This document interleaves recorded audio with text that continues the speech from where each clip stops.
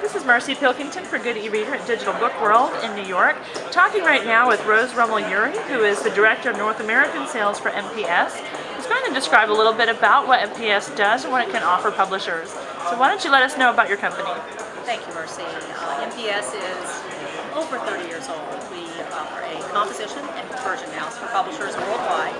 Our offices are in India and London and Portland, Oregon and North Carolina.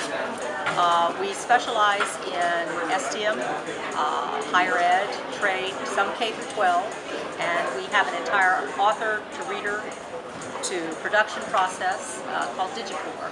And within DigiCore, you start with the authoring tool where you flow in your manuscript, and your copy editors, your author, your proofreaders all work real time in XML. And what this does for publishers is it allows them to spit out their EPUBs when they need them. It allows them to add interactivities as needed.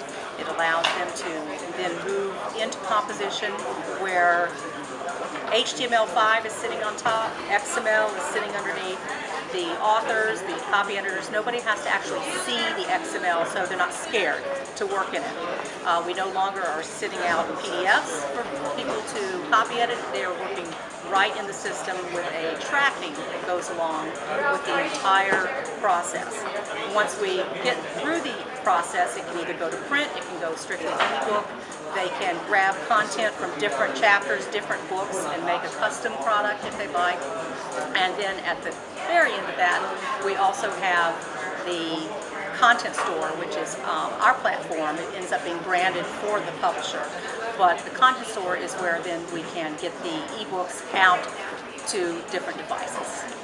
Okay, a lot of the discussion this morning was about the confidence that publishers may or may not have in ebooks right now. We're seeing a lot of growth, of course. We did see some new data that more publishers feel like ebooks will make up half of their sales, in a much sooner time frame than we'd originally heard from them. So how do you think platforms like this are helping publishers to have that confidence in ebooks? Also, and like you were talking about with the XML, keeping them from feeling like this is something that is just out of their realm of possibility. Well, I think that publishers in the past looked to us, the compositors, the vendor, and said, this is what we want you to do. The publishers knew what to do. And that role has reversed. And now it's up to the vendors to say, we can help you get over this particular problem that you have getting your ebook to market, because we have the technology, we've been studying it for a long time, we know what to do.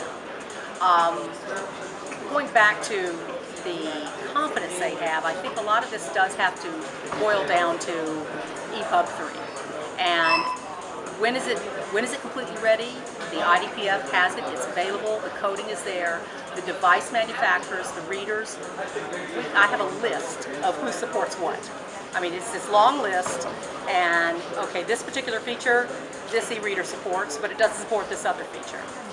I think that all the devices, everybody needs to come together and say, okay, we are going to support EPUB 3. And once that happens, I think the world is just going to open up for everybody a little bit better. Great. Thank you so much for your time. Again, this is Marcy Pilkington for GoodeReader and Digital Book World. Thanks, Marcy.